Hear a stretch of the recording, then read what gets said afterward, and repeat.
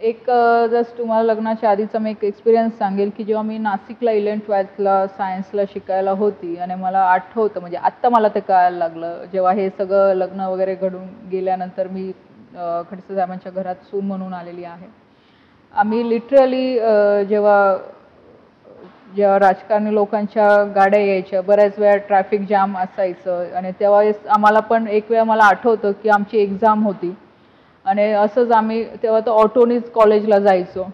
तर त्या ट्रॅफिक जाममुळे म्हणजे सगळे काहीतरी सभा होती, राजकीय लोकांची सभा होती आणि त्यावेळेस युतीचं सरकार होतं आणि युतीच्याच लोकांची काहीतरी सभा होती, म्हणजे BJP सेनेच्या लोकांची सभा होती आणि त्यामुळे सगळं ट्रॅफिक जाम केलेलं होतं आणि आम्ही एक्झामला वेळेवर पोहोचू शकलो नाही. तर लिटरली आम्ही त्यावेळेस शिव्या दिल्या होत्या हे राजकारणी लोकांना की त्यांच्यामुळे हे असं सगळं काही घडत असतं आणि हे असं तसं सगळं.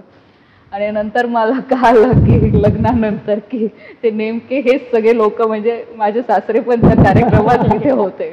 म्हणजे हा असं एक एक्सपिरियन्स आहे की मला राजकारणाशी काही दूरपर्यंत आमचा काही संबंध नव्हता, एवढं कळत पण नव्हतं. ठीक आहे, CM आहे, मिनिस्टर्स आहे, PM आहे, आपल्या देशाचे प्राईम मिनिस्टर, जे एक बेसिक नॉलेज प्रत्येकाला पाहिजे असतं तेवढं नॉलेज मला पण होतं.